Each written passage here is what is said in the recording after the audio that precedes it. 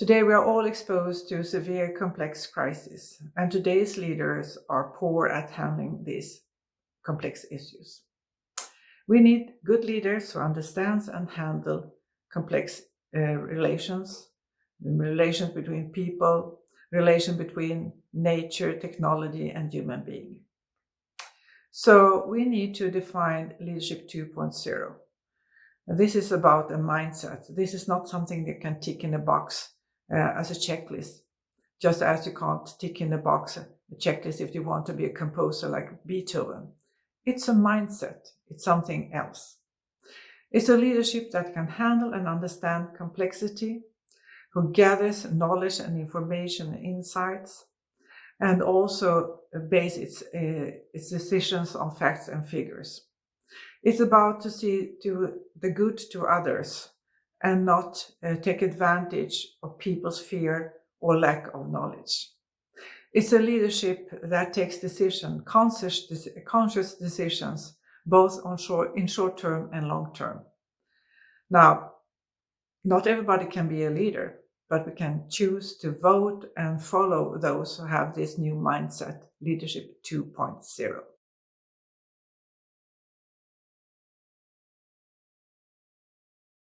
What could make the world a better place? I think climate change is a big problem that many of us are still in denial about. We see it, we hear about it, we read about it, but what are we as individuals doing about it? We look to and point fingers to the governments, businesses, communities who need to make a shift. But what can we as individuals do? I think one critical solution is to make a fundamental mindset shift by creating lasting awareness. Creating awareness to want to make a change once and for all and to act now. Creating awareness to understand a lifestyle change is not daunting or difficult and certainly cheaper in the long run. A simple idea for individuals is to use the Earth Day concept and make it simple to embed into our daily lives. Instead of a yearly event, we could encourage families to make it a monthly event or quarterly events such that it becomes a simple lifestyle that's easy to adopt into the everyday.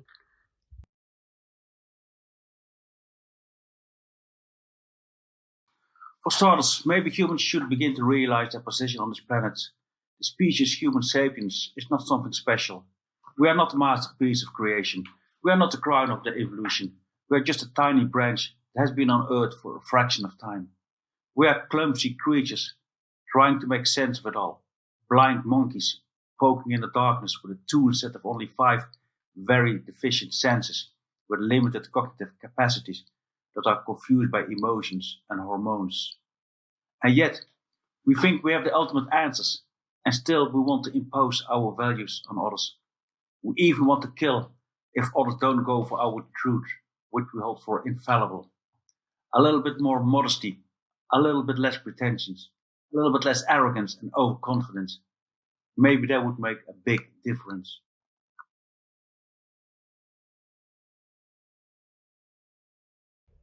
While growing up, I thought that making a world better would require me having big jobs, driving big cars, having big careers which I'm recognized.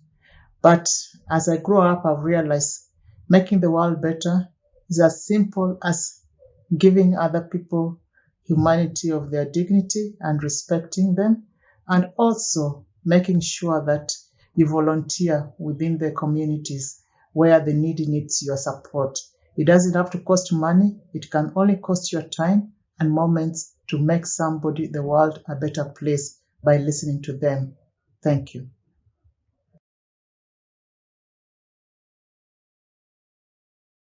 So the first one is that I believe that if we would be able, all on this planet would be able to create a more aware, a more conscious way of living, a more conscious state of mind, in which we are self-reflective on a continuous basis, so we can learn and we can grow and we understand ourselves better, that we then are also able to understand the other better, and that we are then able to build and create a relationship based on trust instead of distrust. So we can build communities and societies based on trust instead of distrust. And alongside of that, I think it's very important to accept and understand the complexity that we are all living in. All on this planet are interconnected and we are all interrelated. And we all need each other. So actually my answer would be a question instead of a solution. and that is how to grow a growth mindset, which is able to understand the complexity we are living in.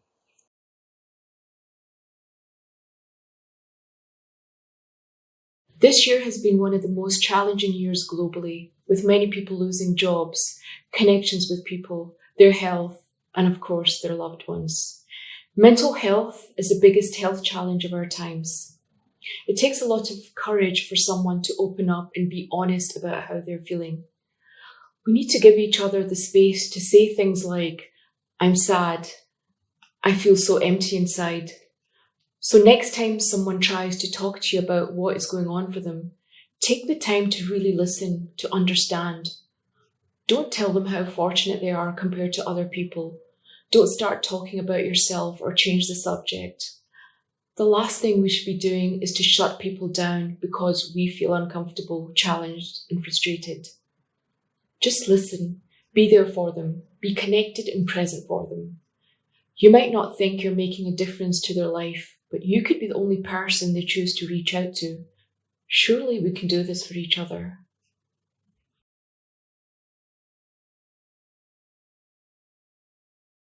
So what I would suggest is that we create the space for ourselves and for those around us to feel vulnerable and to practice compassion. Oftentimes our fears of others infringing upon our sense of freedom, our values, and our ideas of community, I think is what drives so much division and conflict in the world.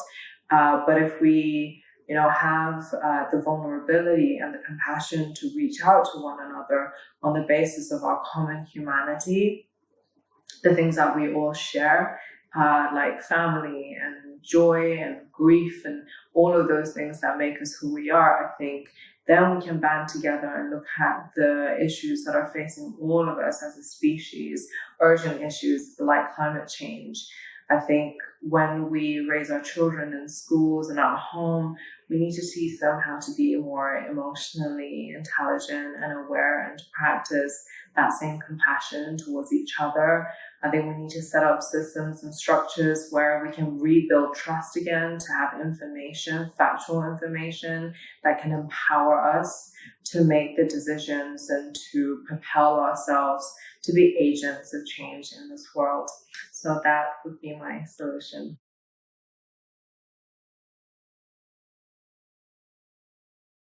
Is life just a bowl of cherries? What may be just a bowl of cherries to someone may be the opportunity of an entire livelihood to somebody else. Take, for example, the simple cherry, made to trade in the market. Unless, of course, it's not perfect, in which case that cherry will be disregarded and chucked out and considered lost revenue. How could we look at that bruised cherry and do something worthwhile with it? For example, blend it into a jam, a sorbet, or use the pips to create heating pillows. Or, of course, replant entire fruiting trees as Mother Nature intended in the spirit of circularity. How would it be if we looked at every process and every product in the spirit of circularity, taking the opportunity to take the waste and create an opportunity? In that case, we could really benefit more people from production and process, and then our bowl of cherry would be shared and make for a better world.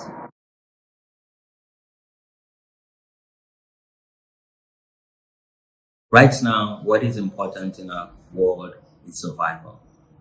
We're being ravaged by the impact of the pandemic, and we must unite and provide solidarity.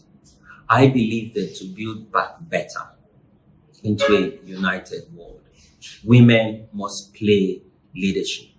We cannot continue in a society where we feel like women are not supposed to be on the center stage, and particularly on the table making, policy decision making. And we must invest in education. We cannot continue to provide lip service. The future of our world is investment, deliberate investment in younger people, particularly girls from the global north and south. I believe that if we allow young people to strive and bring about new innovation, new thinking and ideas, because the world is led by ideas, so that we can prepare ourselves better and overcome this kind of crisis that the world is ravaged with. My name is Hamzat Lawal. I'm an activist from Nigeria.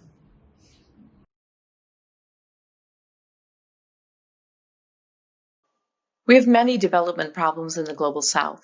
Health and education systems are weak, poverty and inequality are high.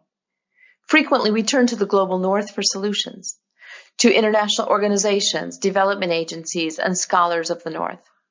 And in this, the voices of those in the Global South who best understand the issues at hand are lost. So we seek solutions to two problems: the limitations of those in the Global North to understand and fully grasp the issues at hand, and the inability of those in the Global South to engage equally in finding solutions. My proposal is a program in which scholars from the North go to the South to teach, relieving those in the South of their teaching duties. This allows those from the Global North to be more fully embedded in institutions, networks, and to engage in everyday life, better grasping the issues at hand and engaging in more accurate and meaningful research. It also allows the scholars of the Global South to engage in their own research, defined on their own terms, recognizing the key questions as they see them. It differs then from the Fulbright program and others, in which scholars from the South go to the North, leaving key research sites. It also differs from consulting, in which the key issues are defined by those in the North. It is one small but important step in helping to solve key development problems.